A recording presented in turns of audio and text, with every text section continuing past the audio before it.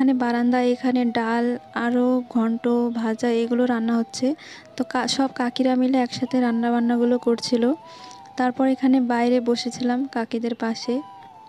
আর এখানে দেখো আমার তিনটে ভাই, সবার হাতেই একটা করে ফোন, আর সবাই এখানে পাবজি না ফ্রি ফায়ার কি বলে ওটা খেলছিল।